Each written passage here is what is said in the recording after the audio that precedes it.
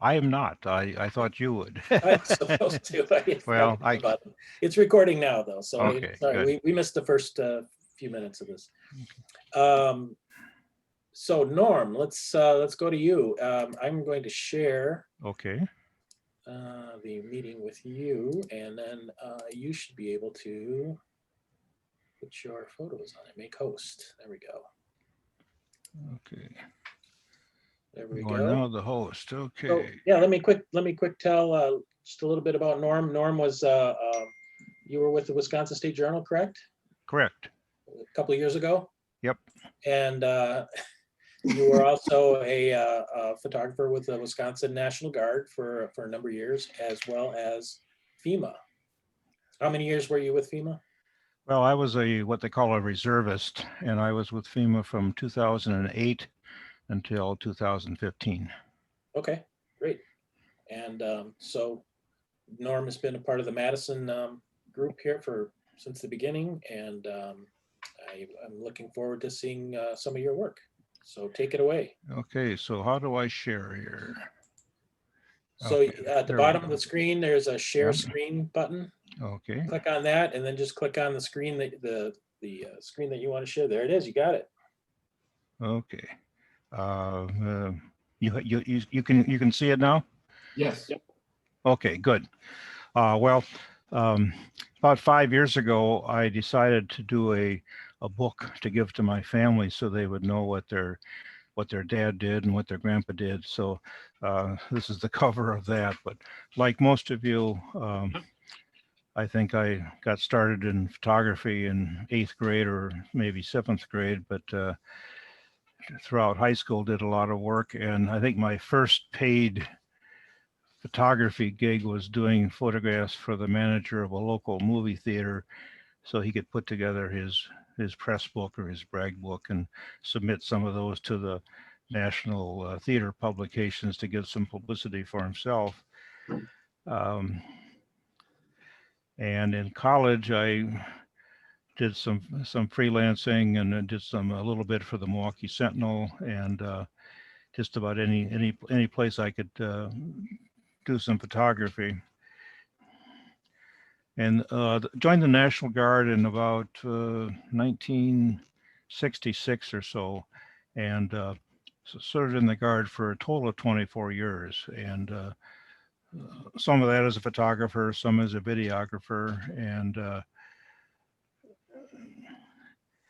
enjoyed doing that a lot. A little bit later on, my unit was sent overseas for our training period. We were the first Wisconsin National Guard unit to get sent overseas since World War II, and first Wisconsin Guard unit, and they were very afraid because we were probably a bunch of goof offs, and they were very nervous about us being there. But this is Alexander Haig when he was the commander of NATO during the NATO maneuvers in 1977. The day I shot this, I didn't know they were going to be under gas conditions. So fortunately, I had a 500 millimeter lens, which kept me out of the immediate danger of being gassed, as well as gave me a pretty nice perspective on artillery firing. Later on in the Guard, I did some of my summer duty as part of a what they call a mini course down at the Defense Information School. We basically put together a bunch of reservists to teach other reservists, and I was part of the photojournalism team. I only show you the picture in the upper left because it's is my first year there, and that was our team. But they had, if you ever been around the military, you know they kind of like big visual aids. And at one point, someone had constructed this huge Pentax to use as a visual aid. Well, by the time I got there, uh, they weren't using Pentaxes anymore, but they thought they'd make it into a clock. So if you ever want to handle the largest Pentax ever, that's probably it.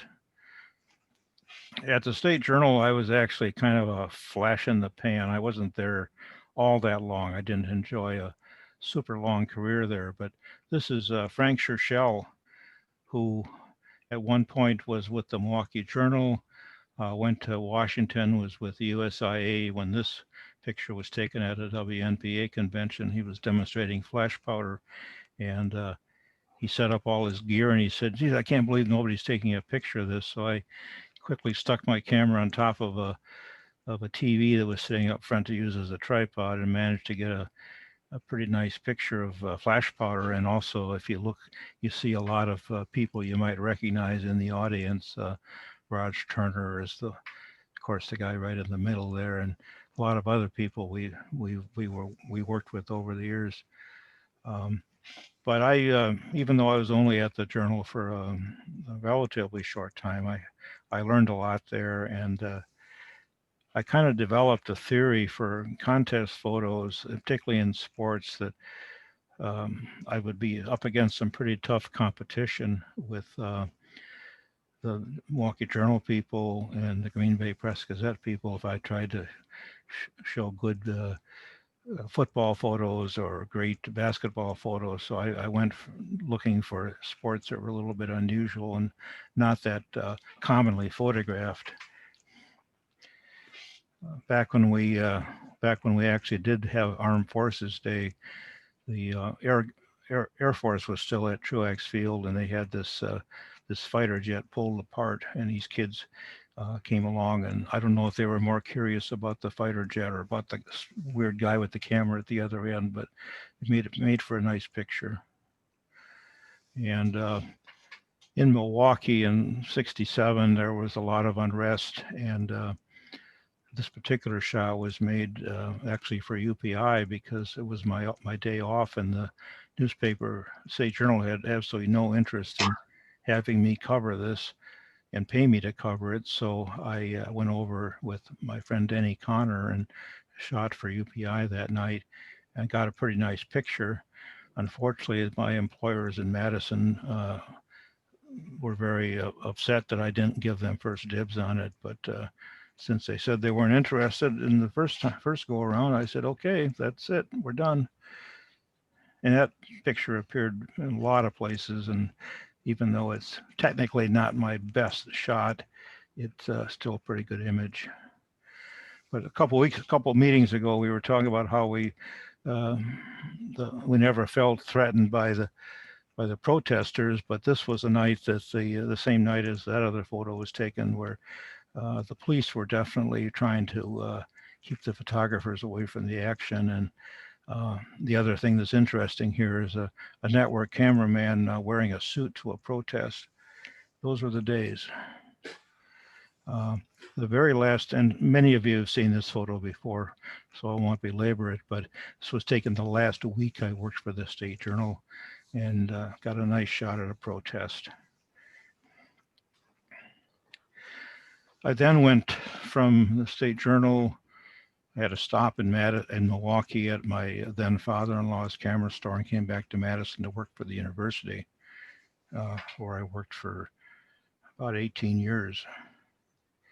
And was exposed to a lot of different subject matter there. And, and this was Mike LaCrone at a football game. We were doing a story on the band, and I knew he was pretty involved in what goes on in the field. And this was Wisconsin playing Ohio State.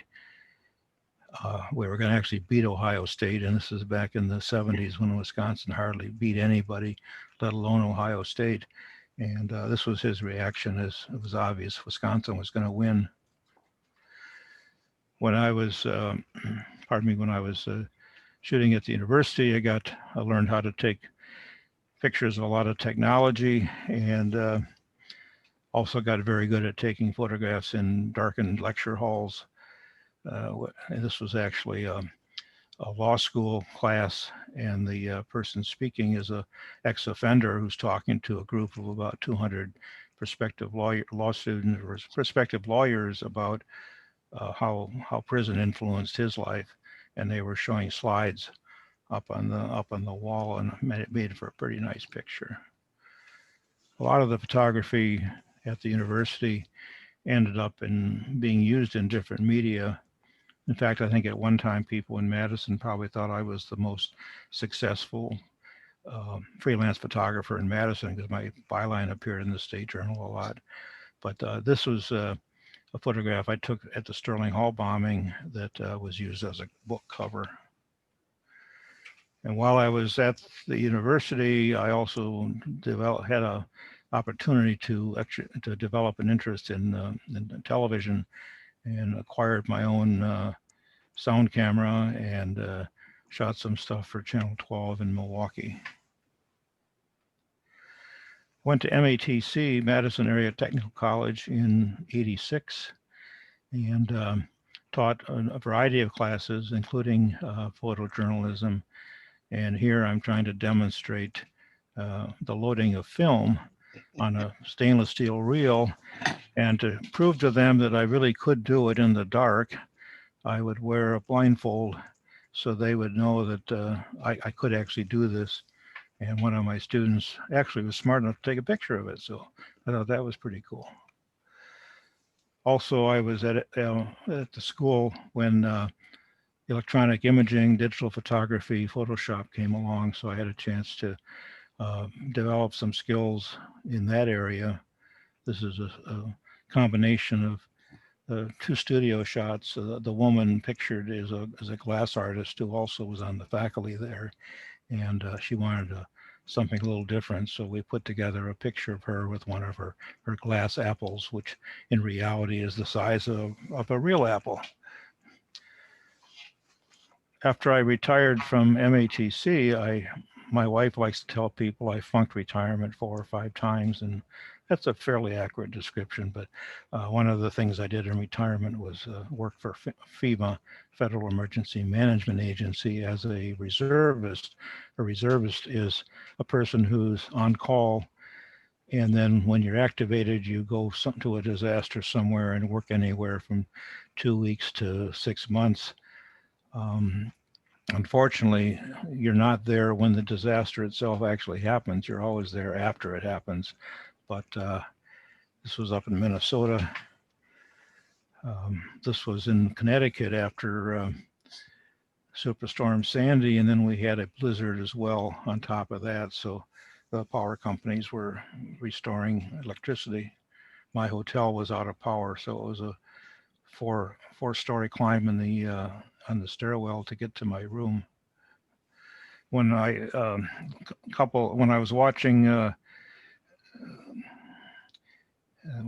Pete's video a couple times, and in one part of the video, the photo editor talks about how he had to go to all these meetings and just meeting after meeting after meeting, and so FEMA's like that too.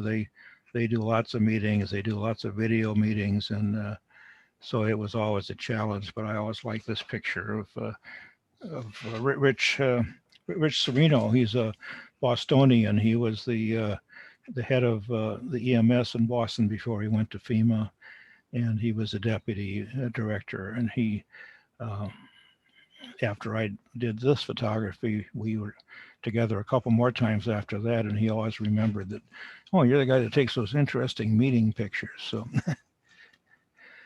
But one of the last jobs I did for FEMA was down in West Texas, where the fertilizer plant exploded. This is an apartment building that was the closest structure to the explosion site, and it really took the brunt of the blast. I mean, obviously it stripped away all the walls on the side that faced the outside wall that faced the explosion, but it was an interesting assignment. Again, of course, you're not there until after it's over, but I photographed every nook and cranny of that little town, I think, in the 4 weeks that I was there. Somewhere along the way, actually, Joe Jackson had put me onto this. They were looking for extras for Michael Mann's movie Public Enemies, and he wanted to hire real photographers to be extras as photographers in the movie. So I had to get a haircut, and I had to get a shave, and they outfitted me with an old Graflex D and a tripod.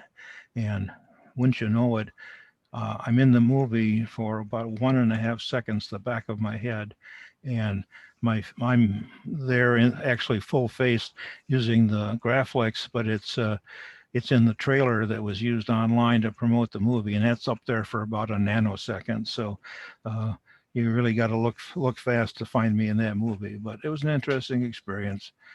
But that's about it. These days, my photography is of my grandkids, and we have twin granddaughters living in Brookline out east, and they're now older than this. They're 5.5, but they're both fascinated by things digital, anything that's got a screen on it. And so Sophia's looking at some pictures we took, and so I'm teaching the next generation, if you will. So that is it for me, and I'm going to stop this. Here, hey, we're back. Hopefully you all saw that. Hey, thanks guys, I appreciate it. That was great. Wonderful. Yeah, that was perfect, Norm. Thank you for doing that. Thanks for putting You're that welcome. together. I decided not to show you the whole book. No, I think that was just great. I mean, I had no idea of most of that, so I'm glad you shared that with us. If anybody else is interested in sharing anything like that too, that would be appreciated. Yeah, I think that was the spirit of it, is that all of us could at some point introduce ourselves to the rest of the group, and especially to Pete, who had not been exposed to the Madison Mafia before he moved here. And so. Does anybody have any questions for Norm that you'd like to throw out there? Get him off. Wonderful. Thank you. Oh, you're welcome. Nobody else? All right. Thanks. Ron. Norm. That was awesome. Hey, Norm, can you still roll film blindfolded? I could if I had to, but I don't have the opportunity. In some ways, I feel bad for all of us, because all those skills that we developed in the darkroom that we needed to have in the darkroom, the black magic that took place in the dark, are really not necessary anymore. I mean, some of it still applies, dodging and burning and stuff you can do in Photoshop, but there's an awful lot of stuff we had to know before that is just not necessary. As far as the actual photography, I mean, lighting still is a big deal, and I appreciate the chances I had to develop those skills. I never was formally trained as a photographer, and so I had to learn along the way like everybody else. And teaching also was a big part of that, because I had to stay one jump ahead of my students, and so I now can shoot with a view camera. Whoopee, and that sort of thing. But I can do studio lighting, I can do commercial lighting and stuff like that. So it's been fun. And one of my incentives for doing this book for my family was that I could never duplicate what I did again. In other words, if I was 18 years old today, I don't think I'd be able to accomplish all the things I accomplished. That's a combination of the technology and the opportunity that's out there. The opportunities just aren't the same as they were for me back then. So that was great. Thank you. I just want to, may I point out something? Dick Bauer here. The photograph you took of Frank Churchill shooting off flash powder, and the right-hand side of that photograph is Ed Farber. Yes. Ed Farber, the guy that brought us the strobe unit. So I think it was interesting. Yeah, there's a little bit of full circle there. You've got somebody showing us how flash powder was used, and That's right. And you had Ed, who was over in the corner, who was the strobe guy, and so that was pretty cool. And of course, he was quite fascinated by it. And one other sidelight: when I used to teach at Defense Information School, I did the segment on flash. I would always show that picture, but I would show it at the same instant that I fired off some flash powder, unbeknownst to the people. They weren't expecting it. And so that was always exciting, except for the holes we burned in the carpet and the screen for the slides. And the one pregnant woman, I had to advise that she not sit in the front row for that particular class, because I was afraid she'd be frightened by this sudden explosion 6 feet away from her. But that was fun too. stainless steel developing reel. When I was in high school, I was walking through Times Square. This is in the mid 60s. It's a small anti-war demonstration. I called the New York Times. They said, sure, bring it in. And I never used a stainless steel developing reel before. And they put me in a dark room. And you guys probably all know what happens if you're holding the reel upside down and trying to load the film in backwards. And it was Well, not a that was- successful visit to the paper. That was always my theory in teaching, is that I always insisted that they use that particular type of reel, and they'd say, well, there's other things, that are easier to use, and that's true. But when you get in that professional darkroom and they hand you a stack of reels, you're kind of in trouble. In fact, my successor at the State Journal had great difficulty loading reels during his probationary period, and didn't last because he just couldn't do it, because all through school he'd been allowed to use other methods. And so I always felt strongly that that's something that people had to know how to do that. Well, I found it so easy to load those reels. I could do it with my eyes closed. And There's a program. There's yeah. a program out there for everybody's boo-boo, for everybody's favorite boo-boo. I can hear it now. When our darkroom was open, I'm still teaching black and white film classes at Photo Midwest in Madison. So, and when our darkroom was open, I would have 3 or 4 classes a year. So people are still, the interest in film has not gone away. It's definitely less than it was, but the majority of our members, we have over 200 members. The majority are digital, but the new members are interested in the darkroom, because we have one of the few remaining. And then loading film on steel reels is like riding a bike. Mm-hmm. Much to my wife's chagrin, I still have my old Omega D2 enlarger and all the reels and the tanks and stuff waiting to go in the basement for the time when I think that I'll ever use them again. And it's been about 40 years probably, but it's hard to let go of that stuff, and it was, those were the skills, those were the craft of not just the art of the photography, but the craft, and that was very important. Once we open up, my Bessler 45 is going into Photo Midwest as a donation to be used in the darkroom. So I was thinking, can I justify building a darkroom? No, but I can, if I want to use it, I can use it there. And then I don't have to, I maintain the chemistry for Photo Midwest, but I can just, do it there if I want to.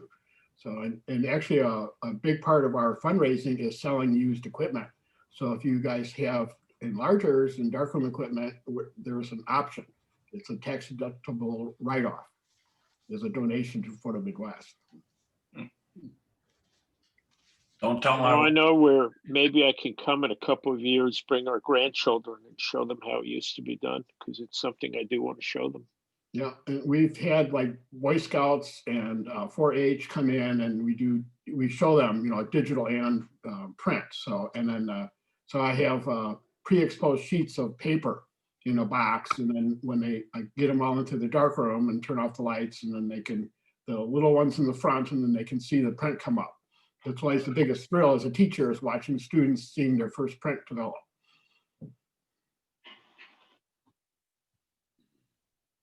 Yeah, I think that when kids are taught, or anybody is taught to use a camera, they should give them a digital camera, go out, take pictures, and say, okay, great, that's really good. Now take this camera out that can only shoot 36 images that you can't erase, and come back and show me what you got after that, and no autofocus either, because that's what a lot of most of the pictures that Norm showed. I mean, that's the way it was done. You had to have you could just go out and spray and get as many photos as you wanted, and come back and sort through 1,000 photos and pick the one that you wanted. So You don't know what you got till you look at the film. yeah, you're right. That's the other thing.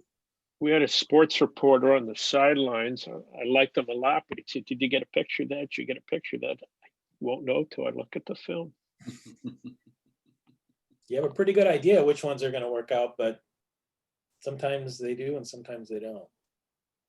Well, thanks again, Norm. That was awesome. And again, if anybody else would like to volunteer to show do a little history on their background, that would be great.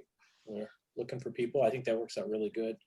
And so without further ado, why don't we switch it over to Steve? I'll just do, many of you hopefully will have read his bio, but Steve was with National Geographic photographer, and he authored a number of photographic books. Steve was named Magazine Photographer of the Year, 1970, what was it, 76, yeah. 76. And he is now an emeritus professor of journalism at the Indiana University in Bloomington.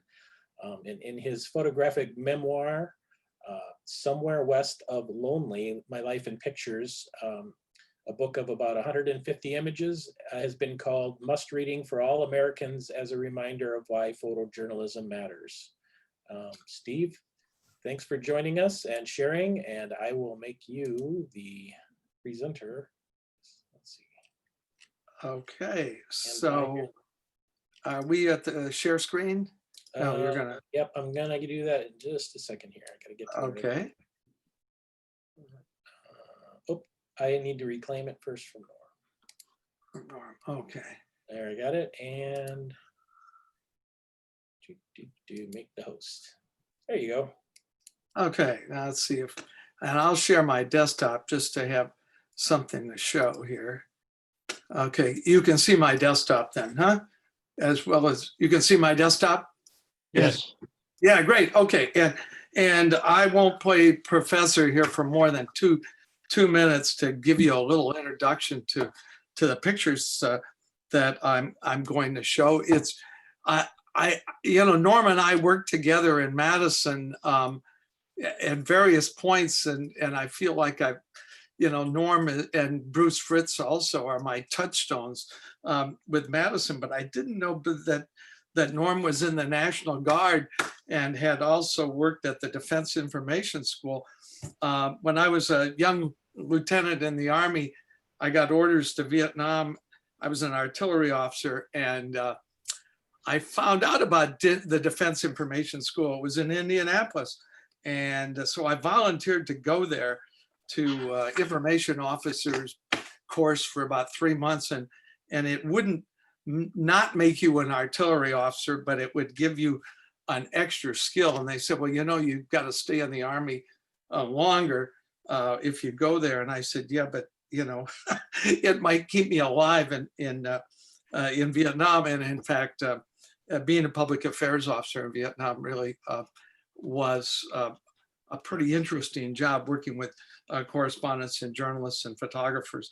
At that time, I wasn't quite sure I wanted to be a photographer, but anyway, Norm, yeah, way to go on DINFOS. I enjoyed my time there. Anyway, thank you, Steve, for inviting me, and I'll keep these remarks brief. I've been teaching on Zoom like this all semester, and all this week I've been grading student papers, and I've got one more to go, and so I'm sort of tired of hearing my own voice and so forth. You mentioned this visual memoir that I did. I'll see if I can get it up there. That I did, Somewhere West of Lonely. My wife Barbara is always fond of telling people that knowing nothing about the subject has never stopped Steve from doing a book about it. And she uses as an example as a book I did about Islam in Asia, or throughout Asia, a book I did about Calcutta, the former British colonial capital of India, and so forth. But at least on my own career and my own life, I feel a little bit better informed. A lot of us here, I think all of us on the screen, came of age during what media historians call the golden age of photojournalism. And so my book, I tried to trace the path of a young newspaper photographer from Wisconsin who, I remember Dick Bauer when I was an intern on the picture desk at the Milwaukee Journal, but a young photographer from Wisconsin who'd never taken a color photograph, when he was hired by National Geographic from the State Journal in 1972 through my first career as a staff photographer at National Geographic, working in 100 or so countries, to my second career as a professor at Indiana University and continuing to shoot and do books. Inside the book, and we'll look at the pictures here 1 second, is, of course, there are a few news pictures.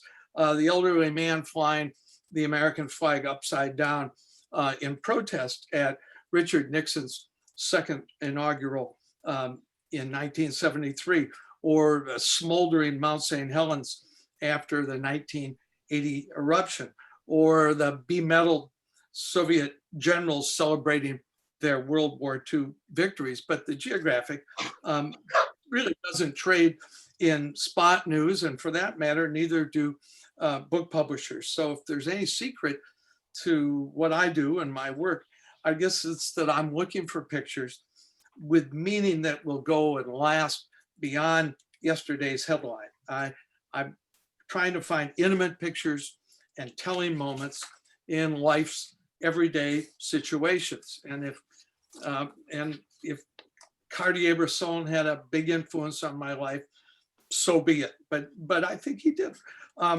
And all with a certain sensitivity now to light and color and graphic design. I'm going to skip over being a professor and just leave you with this one thought, or two thoughts actually. When I went to National Geographic for my job interview, I was actually in the state capitol in Madison on an assignment for the Wisconsin State Journal. I had to write as well as shoot in those days. Bill Garrett, who was sort of the deputy, later to become the editor of National Geographic, he was quite honest in saying that the Geographic was concerned about the look of its photography. And beginning in 1972, when I was hired, the Geographic hired 6 of us from newspapers and wire service. And Garrett said that they were really worried that this golden age of photojournalism was sort of approaching its zenith, and they really needed to get rid of this, quote, red shirt style of photography. And Garrett wrote me a letter, and he said the photojournalists, so I'm quoting from Bill Garrett's letter, he said, the photojournalists I have tried to hire are those who are made of a different fiber, men and women who are committed, courageous, and charismatic. They're an assortment of gifted individuals who are curious, stubborn, and professionistic. So a lot to live up to. On the actual day of my job interview, flying from Madison out to Washington, D.C., and coming home to Madison that night, at the end of the day, I was the kid sitting across from the legendary director of photography, Bob Gilka, who at one time worked at the Milwaukee Journal. And Gilka had a reputation for being this pretty gruff guy and a man of few words. And I had this huge black and white portfolio of 16 by 20 prints that I think Bruce Fritz had a hand, he's in the audience here, that I think Bruce Fritz very much had a hand in helping me print. And I looked at Bob Gilka and I said, why am I here, Mr. Gilka? I have never shot a color picture for publication. And I've told this story several thousand times to students because I think Gilka's answer is so illuminating about what photojournalism is really about, or what it should be about. So Gilka had his way of looking across the top of his glasses, and he growled at me and he said, we can make the picture any goddamn color we want.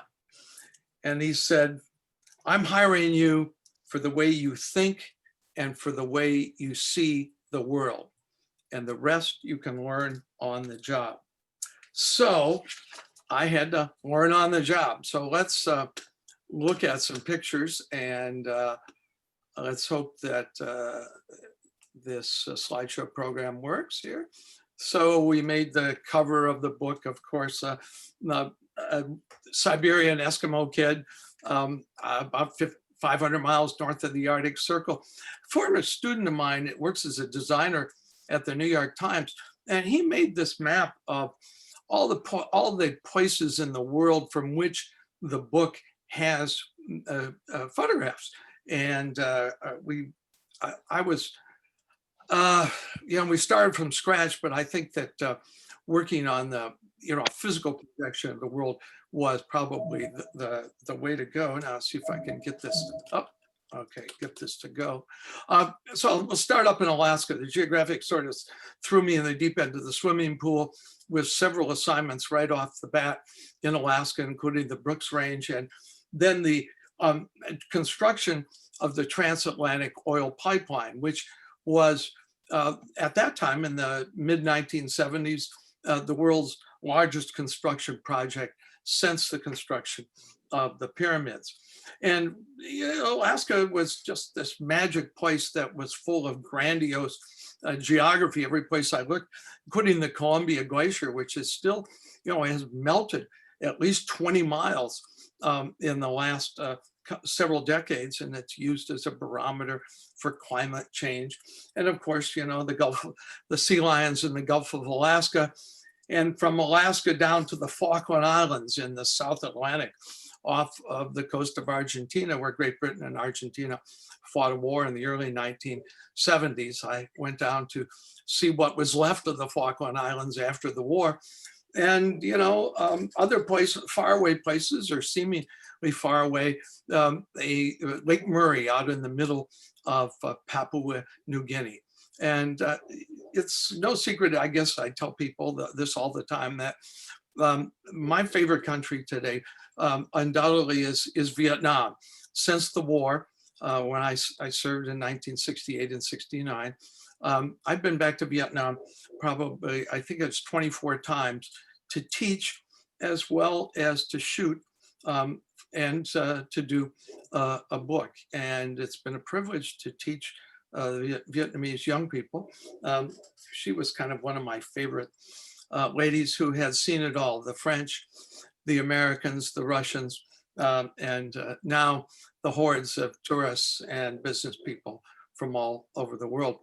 I mentioned intimacy when I started the show, and I really do think that, and I tell students this when, well, there are more photo classes left at Indiana University, but when I used to teach photojournalism, why I tell students that, we've really got to get the reader involved in the subject matter of the picture and help the reader to understand what it's like, in this case, the background planning of rice, and that lime green rice that you see across Southeast Asia, from Vietnam to, this was in Bali, to the border between Vietnam and China. I think this, just as a photographer, one of the things that draws my eye to Asia. Sometimes, people who don't want us to take their picture seemingly can tell us as much about them without us perhaps seeing their face. But in any event, the Mekong River is now sinking. It's about 12 feet more shallow than it was 10 years ago, as China has built nearly a dozen dams further upstream on the Mekong. And, the portraits of the Vietnamese, she was a special favorite photograph as I was just wandering through the back streets of Saigon while, taking a little time off from teaching a class to Vietnamese journalism students. And, 85% of the people in Vietnam don't own a car. They still get around on motorbikes throughout Asia, but Buddhism is the predominant faith. And I have photographed Buddhist monks. This was in Burma or Myanmar at Independence Memorial, and I've been kind of drawn to what Buddhism is about. And in fact, in this particular temple in Saigon, the protest march that ended in the famous photograph by Malcolm Brown of the monk self-immolating. Remember in 1963, the picture of the monk burning himself to death on at an intersection in Saigon. The protest march actually started from this pagoda. I mentioned this picture in the beginning because after being bored as hell photographing Nixon's second inauguration, I wandered to this large demonstration at the Washington Monument and talked with this man from Maine whose son had been killed in Vietnam. His son was a doctor. And I thought, you know, he's flying his flag in the international distress signal upside down. And I thought, when it's really come to this in 1973, it's over, we've lost, and we've just got to get the hell out of Vietnam.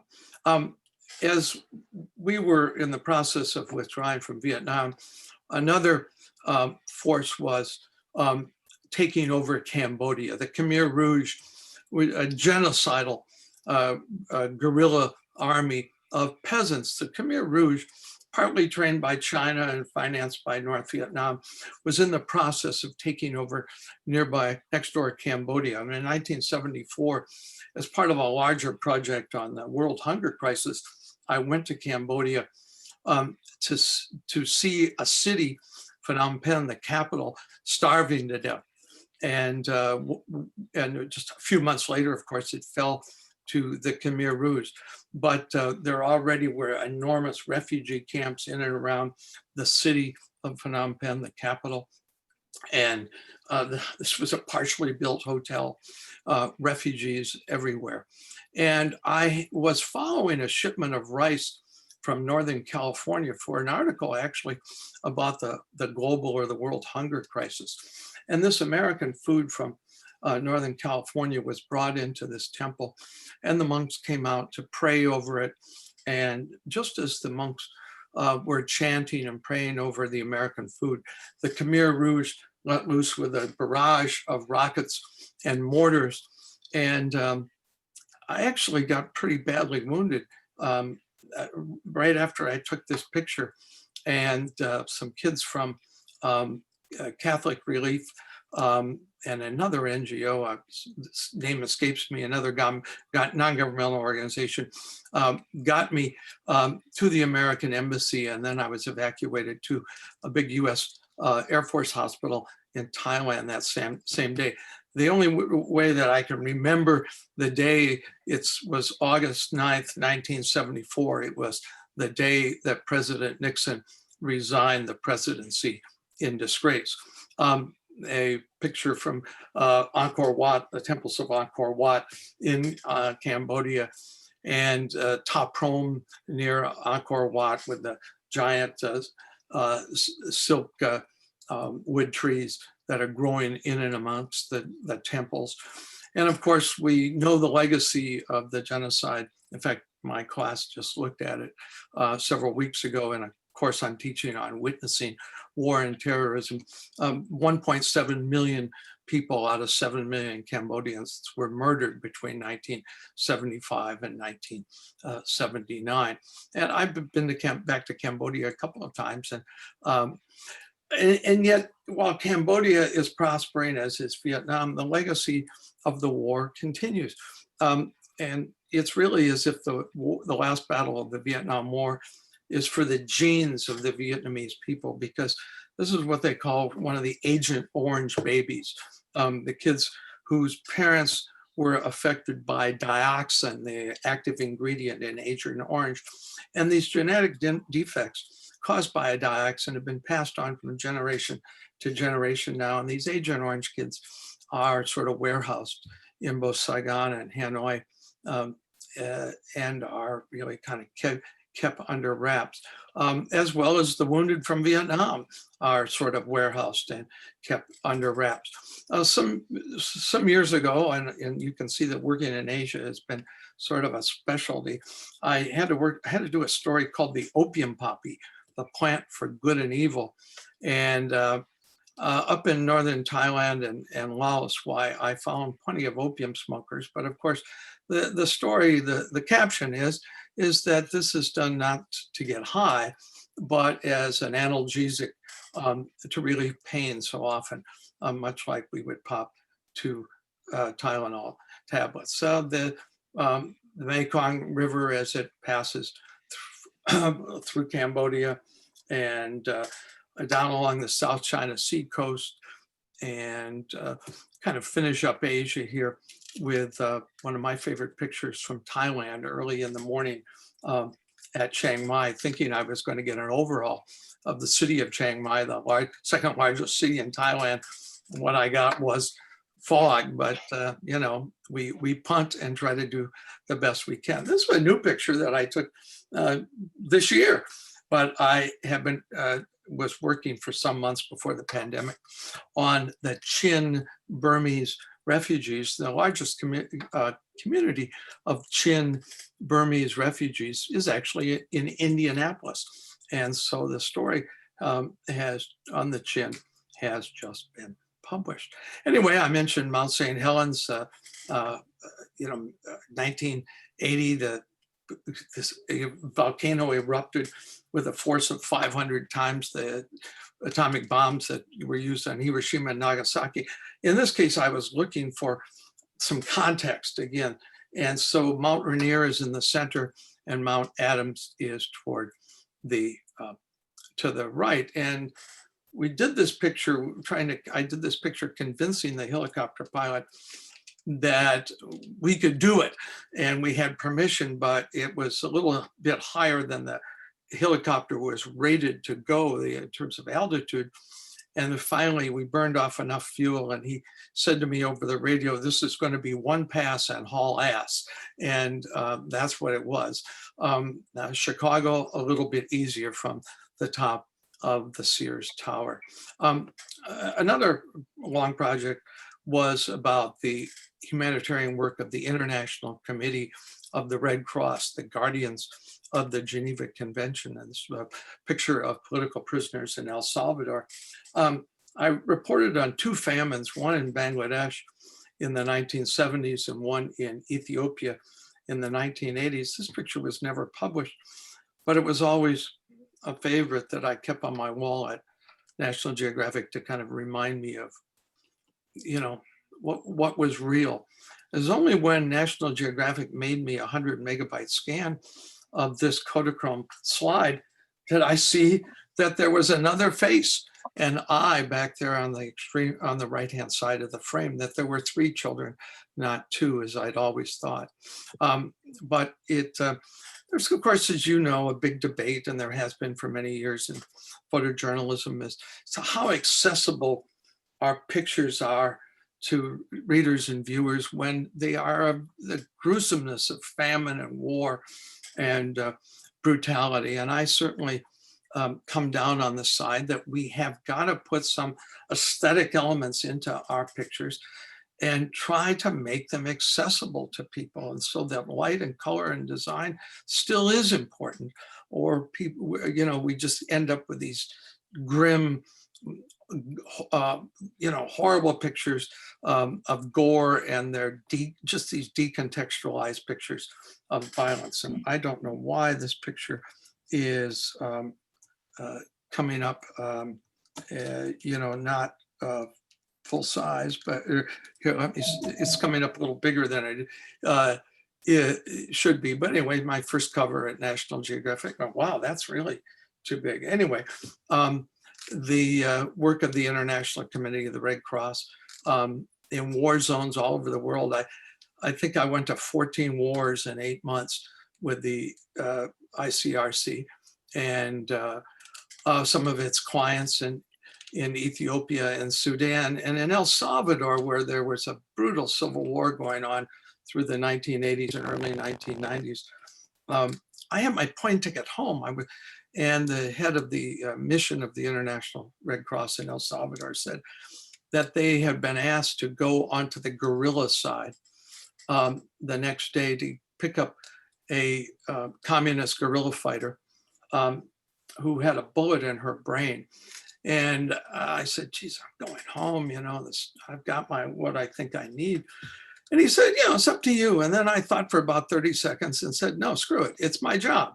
And so I went with them. We had to cross 2 or 3 rivers that were seeded with mines. And so the nurses and doctors and I all sat on our flak jackets and let's see here if I can get this to work. Okay, we all sat on our flak jackets, and when we got to her, while we, the nurses and doctors did their work and evacuated her. Guantanamo Bay, long before there were Al-Qaeda terrorists, why there were Cubans and Haitians trying to escape to the United States and being again warehoused at Gitmo. This picture was never published, but I wanted to get it in print somehow. I mentioned to some of you that I did a story that Bob Gilko said could never be photographed, called about the illegal trade in endangered animals and products from endangered animals. And writer and I, with whom I was working, we found a place on the west coast of Mexico that was capturing endangered green sea turtles and processing them, and made the magazine, actually. And the threatened vicuña, kind of a relative of the camel and the llama, at about 12,000 feet above sea level in southern Peru. Hawaii is kind of I love Hawaii. And it was a historical story about King Kamehameha the Great. And he fought a battle here on the Pali Cliffs between what's now Honolulu and Kaneohe. See the Marine Corps Marine Corps Air Station in the distance. King Kamehameha secured his control of the Hawaiian Islands back in the late 1700s with a battle here. This was purely an illustrative picture of the revival of ancient hula, but it was on the island of Kauai on the canyon rim of Waimea Canyon, which is 3,000 or 4,000 feet deep, sort of like it's called the Grand Canyon of the Pacific. And I had to take these dancers up there. I said it's an illustration, in a helicopter, and the helicopter just hovered. We had to get the dancers off one at a time. And then, the helicopter went away. I had to call it back, throwing out a smoke grenade for the pilot to see which way the wind was blowing. It was, the picture was easy, but getting there took a while. The tango in Buenos Aires, I would love to be a tango photographer in my next life. I mentioned that I did a book about Calcutta a couple of years ago. The least, I can say with some authority, the least globalized city in Asia, and a city of some 18 million people. It's the last city in the world that allows these human-powered rickshaws. And sometimes real life is better than what any art director in New York or Paris could ever sketch out for a photographer. I just simply went to see where so many of these rickshaw drivers lived.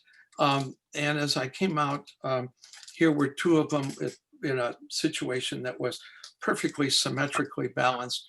And it was really a pretty simple thing to take their picture. It was a little more difficult to get the overall of what the chaotic city of Calcutta looks like. I spent the whole afternoon knocking on doors in an apartment building in a Muslim neighborhood. And if you can imagine the fat photographer from America, fat white guy with his cameras knocking on the doors of all these Muslim people saying, hello, I'm a professor from America and a photographer. Is it okay if I go out on your balcony to see what it looks like? Because I'd like to take a picture. People were so nice. And at about the 15th apartment building, it was just the right view of Calcutta. And I'll move on. Some of the faces of the people in Calcutta. And in a jute mill that had been constructed by the Scottish in 1858. I swear not one thing had changed in there since 1858. It was really a sweatshop for indentured workers from the surrounding states of Bihar and Orissa and so forth. And but again, I think the environmental portrait is an important way to tell the story. At Mother Teresa's the order, the Missionaries of Charity, runs a hospice for women who are picked up off the street. And as a hospice, they're women who are going to die. And if we, I show this just because it took me some weeks to be able to get permission to go in the hospice. I finally had to plead my case to the American Consul General, who went to the head nun and the head nun was a tough woman from Toledo, Ohio, who wrote me a 5-page contract for a 30-minute photo shoot.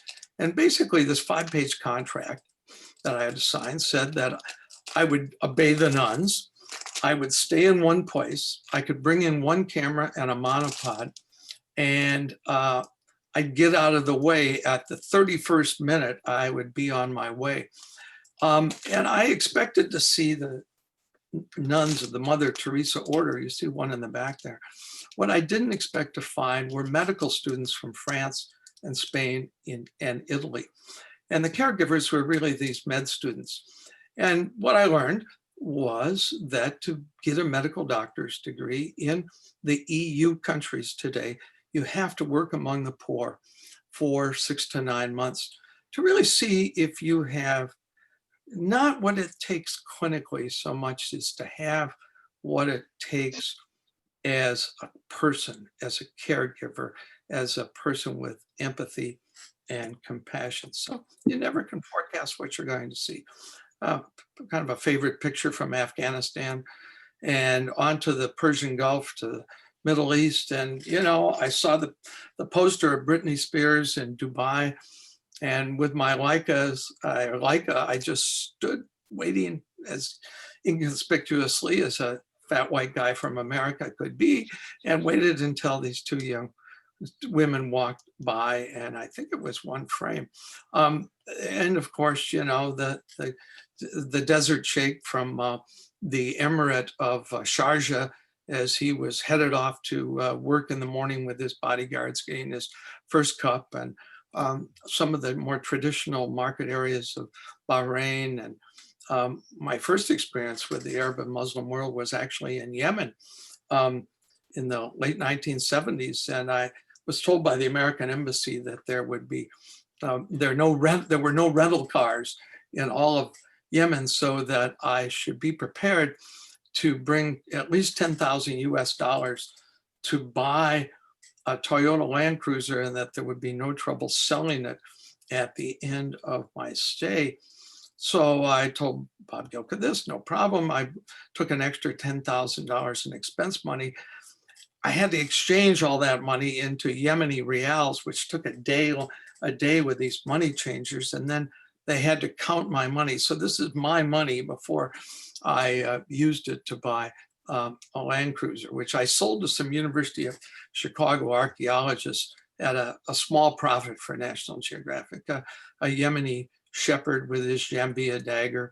And the queen, this is supposedly the Queen of Sheba's moon god temple out in the middle of the empty quarter where Yemen and Saudi Arabia come together in a matter of light, working with light and design. A much more modern symbol of Islam is in Abu Dhabi, the capital of the United Arab Emirates. And after I retired from IU, I taught in Dubai and Abu Dhabi in the UAE for a year at the big state university, Zayed University, as a visiting professor. We had a daughter and her family who were living in Dubai at the time, and it was a good chance to be near the kids.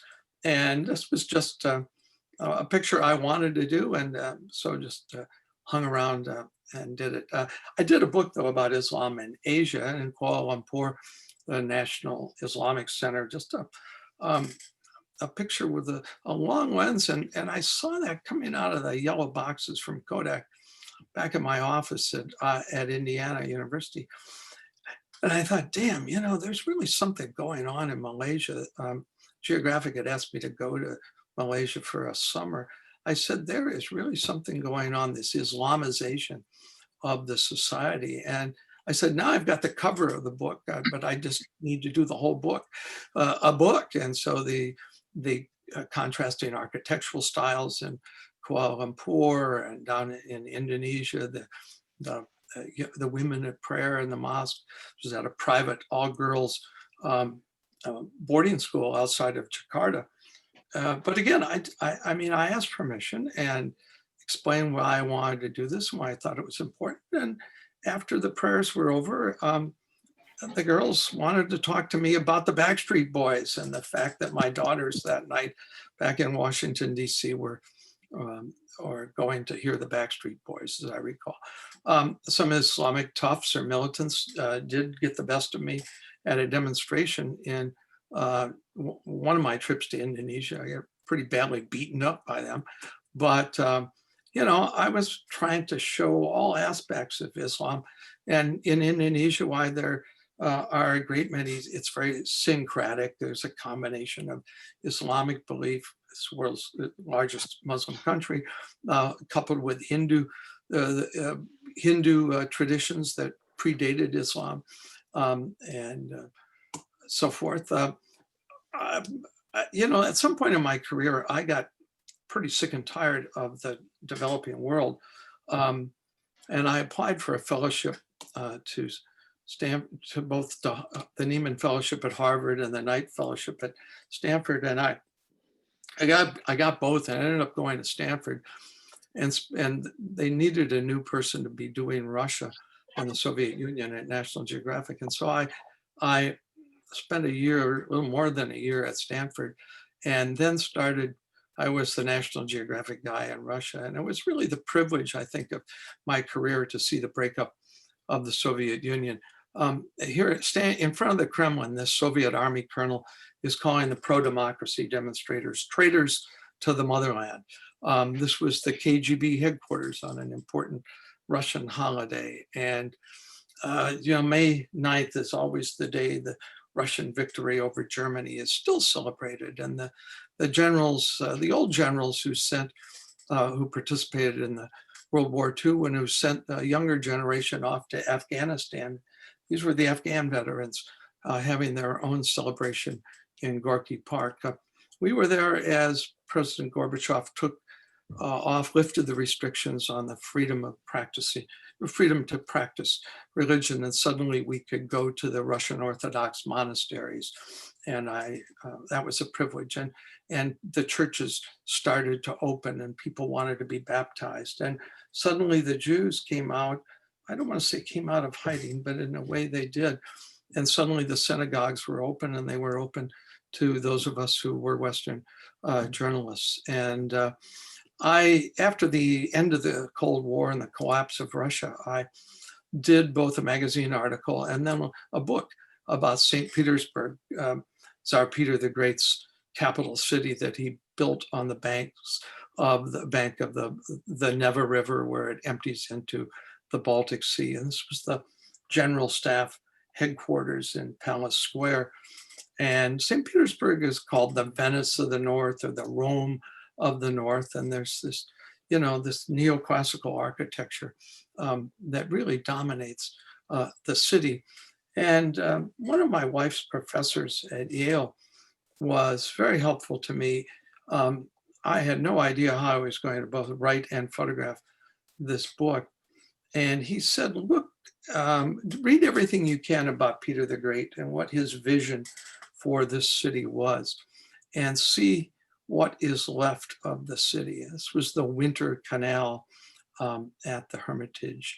And this was one of Catherine the Great's private quarters. You know, the city, Peter the Great envisioned one of the grandest cities ever in the world. And I've done a lot of ballet pictures in St. Petersburg and in Russia, but this was sort of a favorite backstage with the Kirov ballet between acts. And it was just one of those moments between a moment as I was walking around backstage. And in Ukraine on the first day of school, and a monument to the Russia and Ukraine when they were on better terms, and the Catherine Palace and in St. Petersburg, and the Hermitage Museum. But again, a moment with, I hope, a bit of humanity. Of course, this partly explains why after being in Russia for 5 years, I developed asthma. We were there when we were finally being able to see the nuclear weapons factories and the environmental degradation that the industrialization of the Soviet Union had caused. And I did an article about all of Siberia. And if you wonder what Siberia is like, I mean, it's like that. It's 4,000 miles of almost nothingness.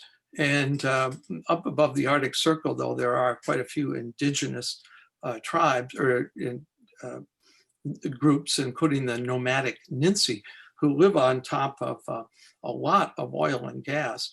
And we went up there in a resupply helicopter, and I just, this was really the end of the world. I was damn glad to see that helicopter after a few days. And it was about 30 degrees below zero outside.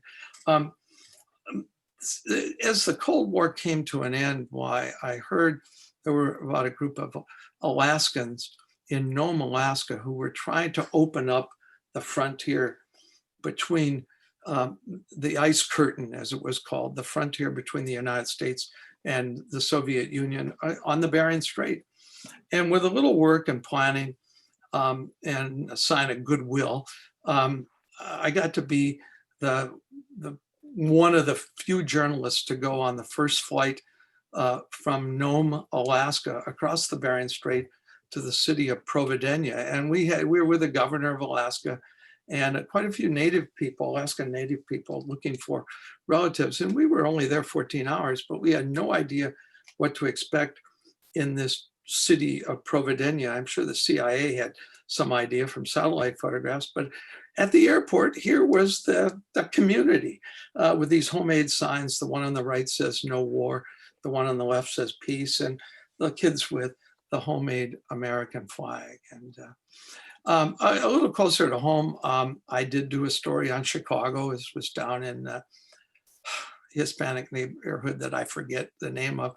And my first assignment at National Geographic was the Menominee Indians of northern Wisconsin. It was a tribal leader and a young woman, a young bride, and a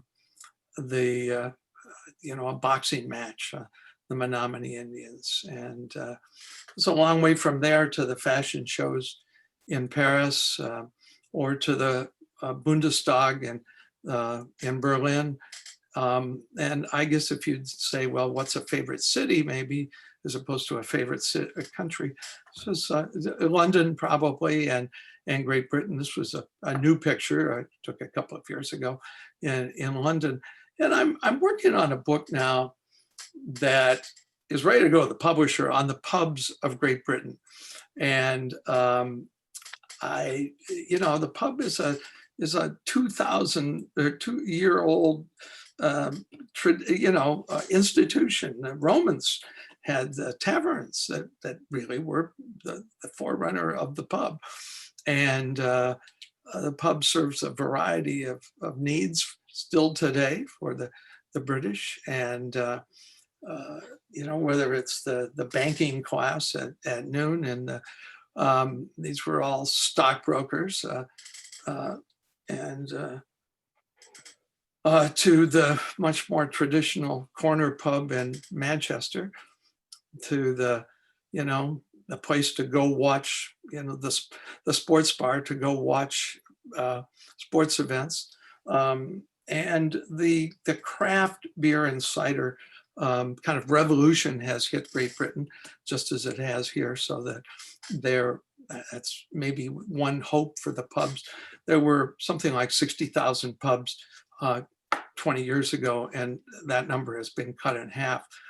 Pubs are much more valuable for the real estate that they sit on, actually, than for as a community center. And dogs are traditionally always welcome in pubs. And that little pub was along this canal. And I was over in Belfast, kind of finishing this book a year or so ago. And the Northern Irish are really like their pubs. It's a pub culture that's alive and well, and far from the swish and posh pubs that you see in England or Scotland today. That probably the most authentic pub culture is in Northern Ireland. This is the last picture in my little show. In 1976, I was in Northern Ireland. One of my first National Geographic trip to the British Isles. And in 1976, I stood with some British Army soldiers at this exact place. And it's a wall that runs 17 miles from downtown Belfast up into the hills that overlook Belfast, capital of Northern Ireland. And it separates Protestants and Catholics. You're looking at the Protestant side of town, and I'm standing in the Catholic side of town. And I was standing there with my wife and sister-in-law 2 summers ago, and I couldn't believe it. The wall not only still exists, but not the British Army today, but the police every night at 6 o'clock closed the wall, locked the gates, and the Catholics and the Protestants are still walled off from one another every night at 6 o'clock. So 40 years later, I'm back to where I started, and not a lot has changed except that perhaps we're in a digital world. So I will unshare the screen so that if anybody has any questions, and there you go. Thank you, Steve. That was wonderful. Am I correct in that you're also a graduate of Beloit Memorial High School? That's right. Yeah, 1963. Yes. You did an interview for us back when I was working with the Gazette and the State Line News. You did an interview for us when you were inaugurated into their Wall of Fame. I'll be darned. Yes, that's right. Yeah. Well, yeah. I've got a quick question for you. So if you can remember all the way back then, as you began your interest in photography, and now as you teach, we're in an Instagram age. Do you see similarities or stark differences as to what draws people to photography at a young age? Well, I have to say, Dan, that I don't teach anything that has to do with photography. When I came to Indiana, 1996, the job was, it's Indiana, like all these Big Ten research universities, they don't overwork you with teaching, same at UW-Madison, but you're supposed to be producing something, either research or creative work or books or something that is considered academically viable. So I was hired to teach photojournalism and international things and media ethics and responsibilities. Those are sort of my 3 areas. And as the years have gone by, there are just no students for photojournalism. There are 0. I just looked. I've been teaching in the honors college, 1 class a year. I just looked in the media school catalog again for the spring. 0 photojournalism classes. And there are no students in our media school interested in photojournalism.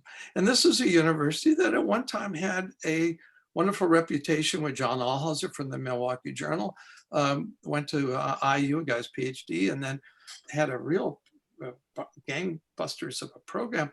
Students, in the defense of students, their world is online and is in video, but they know, as we know, that the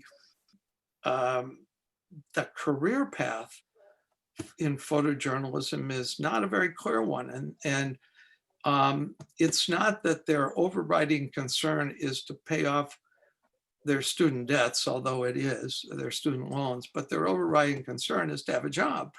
And this is probably the least likely calling or occupation or profession that you could imagine that could give you a job. I mean, let's be honest about it. Every job I've ever had, I think, has gone away. There are no staff photographers at National Geographic. There's no school of journalism at Indiana University. It's the media school, of which journalism is a department. There are no photojournalism classes. I mean, the media has changed in such dramatic ways that I'm almost ready to say today, I think being a photojournalist is a bit like being a writer. you should always have that fallback job, just in case you don't become a best-selling author. And I think that in visual journalism, I mean, it's a bit like that today. How many newspapers have staff photographers? How many magazines have a stable of photographers? And it's that true. It's that way around the world as well. And you know, one of the things too that we don't like to talk about, but the wire services have gotten so much better. Norm Lenburg and I remember AP and UPI had photographers in Madison, and we didn't necessarily, Denny Connor was a good shooter, but we didn't necessarily see them as competition. There was kind of room for everybody. And today the wire service photographers, AP and writers, have gotten very good. And so for major news events, they are not staffed by much beyond the wire services today. So I hate to paint such a bleak picture of what we all love, but the thing that's interesting and I think is promising for the future is that as the union divide between words and pictures has gone away, people who write are expected to shoot, and people who shoot are expected to write. I mean, this has 65,000 words in it, plus the captions, so call it about 110,000 words.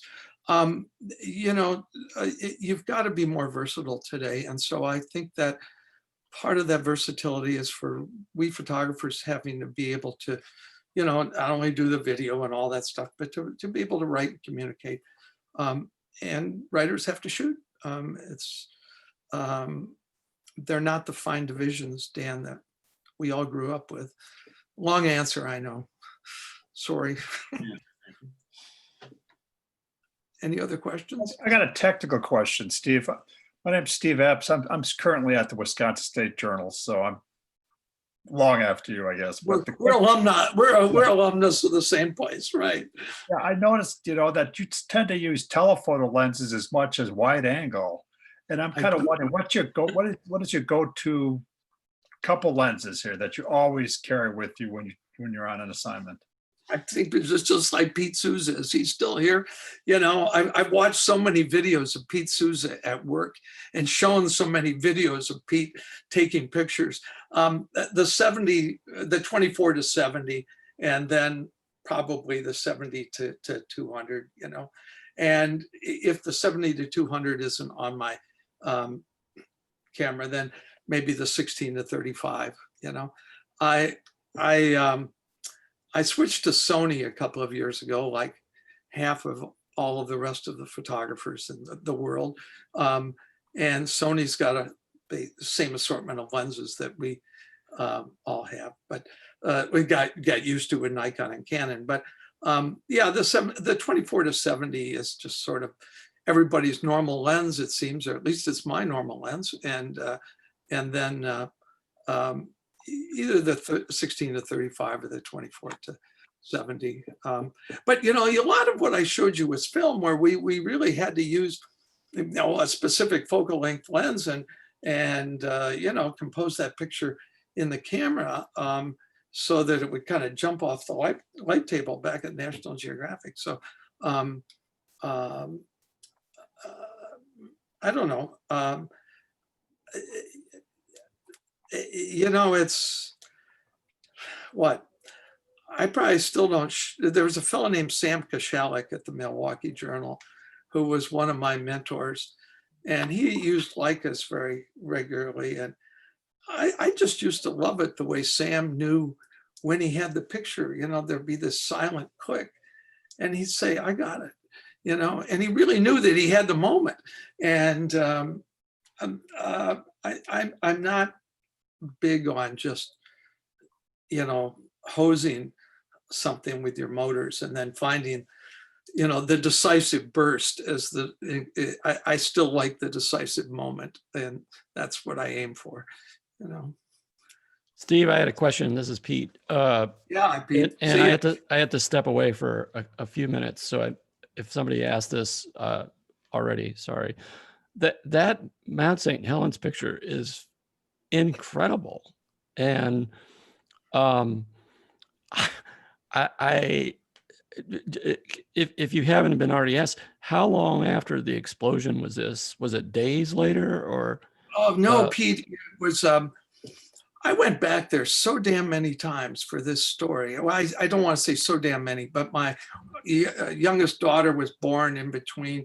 I went back. That one was about 6 months after, Pete, because the lava dome down in the center was about 600 feet high. And the top of the crater was about 10,500 feet. And I went up there at midday in a helicopter with a group from the US Geological Survey. And it was hazy and you couldn't see much.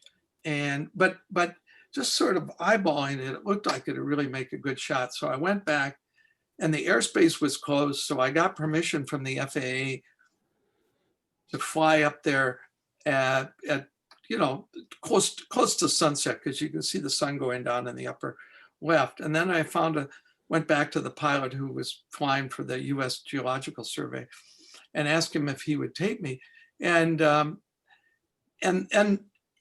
keeping the rotor blades out of the picture that's with a 16 millimeter semi fisheye.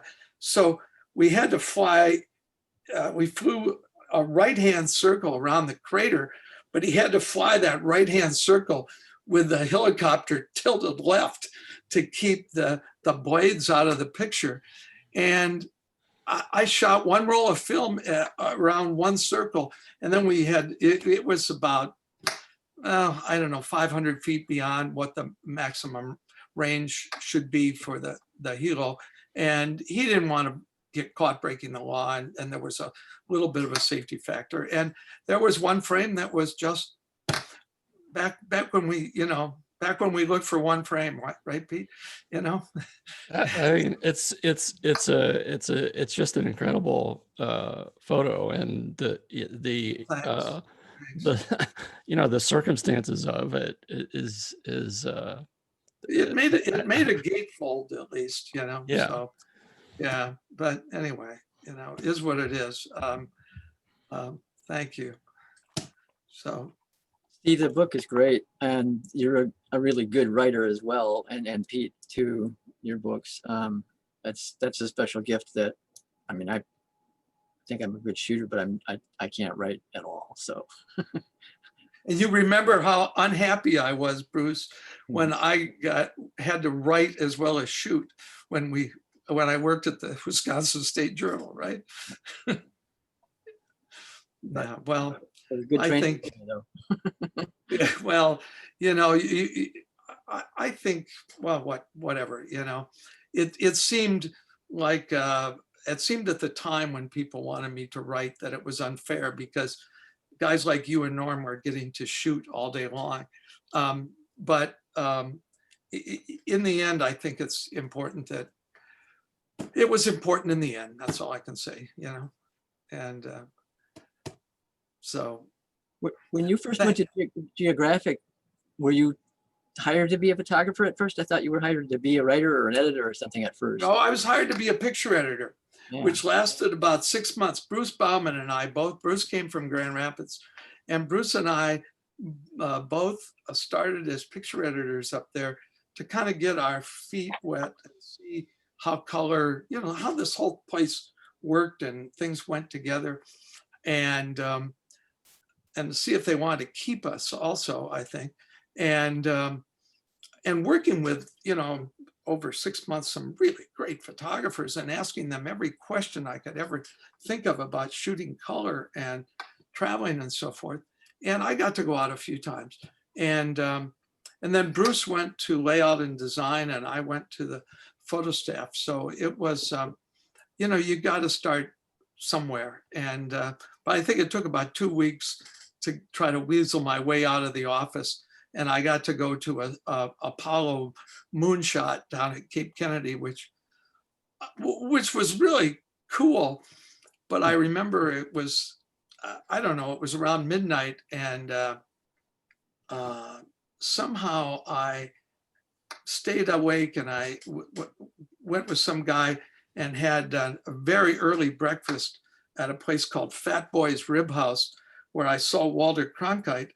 And then there was another breakfast later in the morning with all these National Geographic people, and I didn't order anything for breakfast. And they said, well, what's wrong, Steve? And I said, well, I had breakfast earlier, and I don't know how I put 2 breakfasts down on my expense account. And the art director put his arm around me and he said, Steve, let me take you aside and talk to you about filling out the expense account.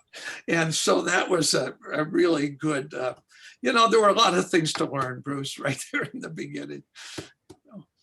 But I got out of the office fast.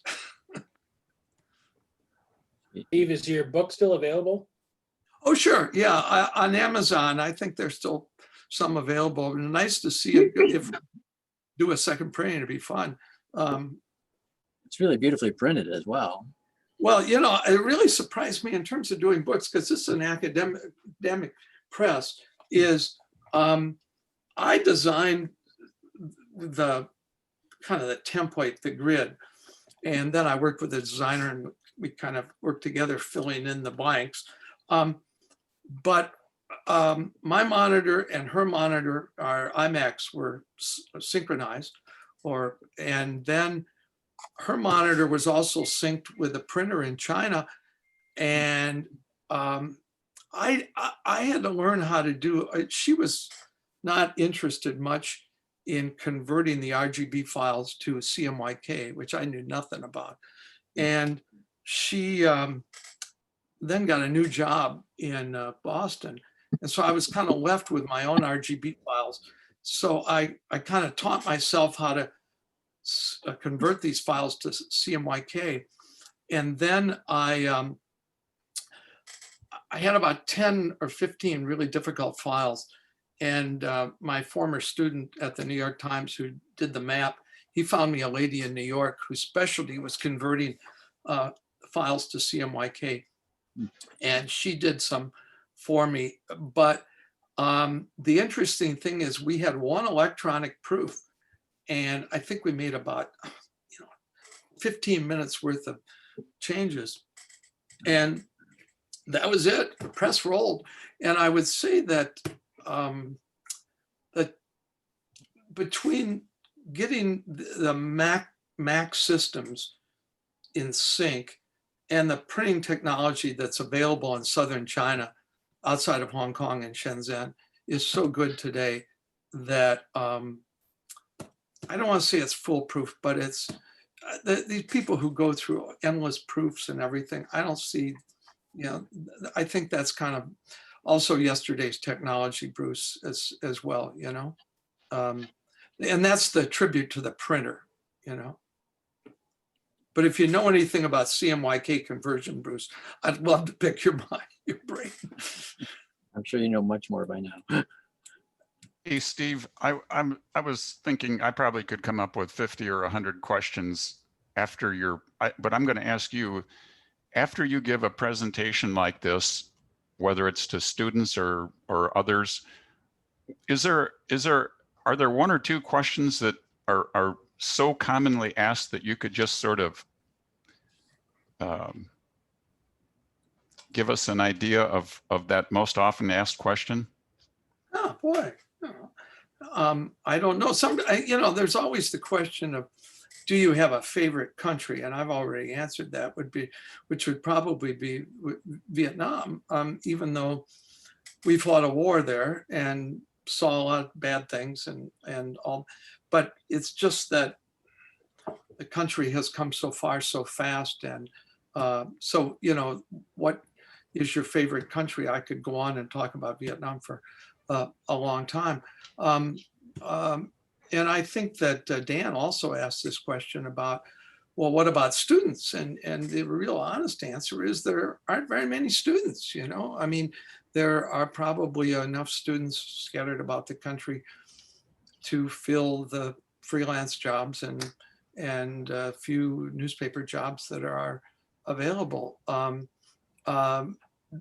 you know, I guess some people want to know where you think some of the best photojournalism is being done. And if you belong to NPPA, there was an email sent around this week with all these.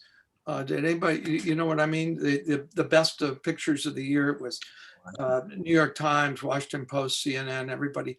AP. And I think, yeah, AP. When you look through the best pictures of the year, I mean, you know who the photographers are and where they are, and that's why I said the wire services are very good today, as is Getty, and the Washington Post, and the New York Times, and the freelance people who are on contract or to the New York Times. And so it's not that there's not a lot of good work being done, but it's being done for newspapers. And I think I would, I mean, I'm not a quote an academic, but I would love to see a study of how many still pictures the mainstream TV networks use in a day or a week or a month. Lester Holt could not give the NBC Nightly News without some really great still pictures every night. And that's true for all of the networks. And so it's not that they're not places to shoot, and they're not places for great display. It's just that things have changed, you know. I don't know a soul who's working for National Geographic. I mean, it's very much changed in terms of the kind of focus. But I think, you know, people shooting for Getty and the wire services and elsewhere, they're getting some great display, and some of that great display is on television of all places, you know? So Joe, those would be kind of my 3 questions that I get asked a lot, you know? Well, almost took my breath away. Some of those pictures, so jealous, but there you were, at least you were there to share with the world. Well, it's a privilege. And that's what I tell students, is that, you know, like we all probably feel that way, to have seen what we've seen is a privilege, right? And they can't take that away from you, right? So thank you guys. I mean, a lot, and ladies. Thank you, Steve. That was amazing. Thank That's all I you. can say. It was each shot was just, you know, kind of desensitized you a little bit more, and you just kind of you start to realize that, you know, each one of these shots is like a career shot for anything for a lot of us. But it's amazing. I'm going to check out the book for sure. But thank you for sharing, and hopefully we'll get some more interesting stories in the future. Well, and to that point, that you're taping it, so where can we access it as far as sharing this with other people? Yep, absolutely. So I'm going to I'll get the link, and then I'll send out a follow-up email to everyone that will have the link to. I'll put Steve's book in there as well as the link to the video where it's going to be hosted at. Cool. It was pretty neat to have some new faces. I wanted to give Dick Bauer Mark. I wanted to give Dick Bauer a birthday good wish for his birthday, and yet he left. And I also wanted to thank your guest, Steve, Dr. Taylor, for joining. That was kind of cool. You're muted, Steve. I'll try to get Scott back on more of these. He's pretty shy, but he wrote the HBO, the screenplay for the HBO docudrama on Steichen, and who was Alfred Steichen married to, the very famous artist. George O'Keefe from Sunset. George O'Keefe, right? He wrote the screenplay for the HBO documentary, and he's an OBGYN doctor. So, you know, what are you going to say, right? I'll get Scott back. Cool. Great. Well, thank you all. If you guys want to chat anymore, I'm going to stop the recording.